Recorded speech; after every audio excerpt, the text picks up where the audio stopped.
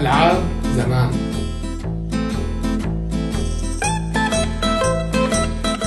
مرحبا لكل العالم اللي عم يسألوا ليش ما في حلقات جديدة وليش ما عم نعمل حلقات بشكل مستمر. احنا بصراحة شايفين بانه بكفي الحلقات اللي عم بتشوفوها، المسلسل اللي عم بتشوفوه ظريف. اليوم حلقتنا عن الذكريات، الميموري. لقيت انه هاي الذكريات مليانة متعة، وهذا الشيء بتشوفه بالالعاب. يعني لكل موسم وفصل ووقت في لعبة.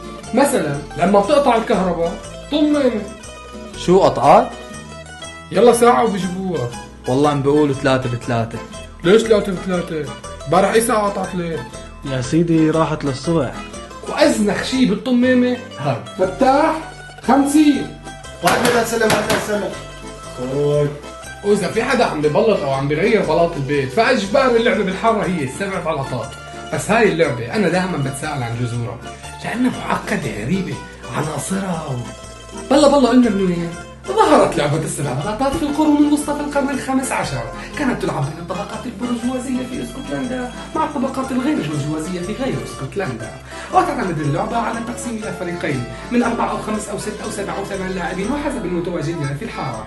يقوم الفريق الأول بمسك الطابة الصفراء، الطابة الجنية، طابة التنس، وتصويبها باتجاه ال7 بلاطات الموجودة أمامهم لمحاولة إسقاطها.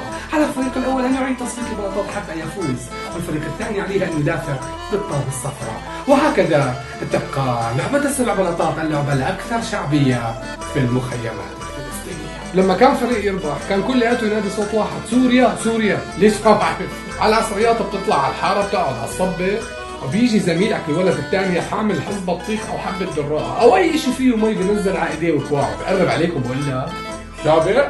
وقد ما تحججت وقلت له اجريك عم بيجعوك ومو قادر بيفتح على الجهه الثانيه وبدعيك لمبارزه اخرى وبيقول لك كاشف.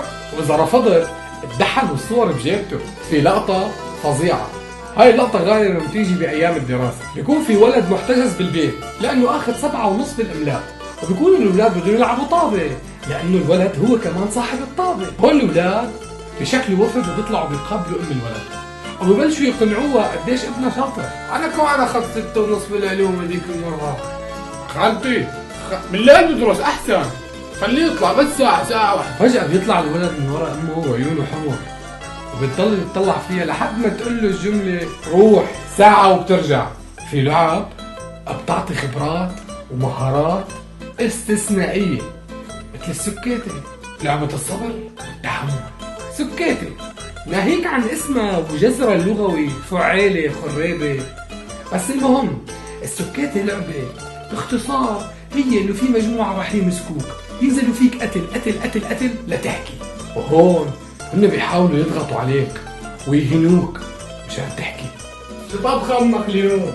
عيش وكان مش كميش وعلي واطي وحار وبارد. هاي العاب كلها بتعتمد على شغله واحده، بتضلك عم تركض وما حدا يلقطك.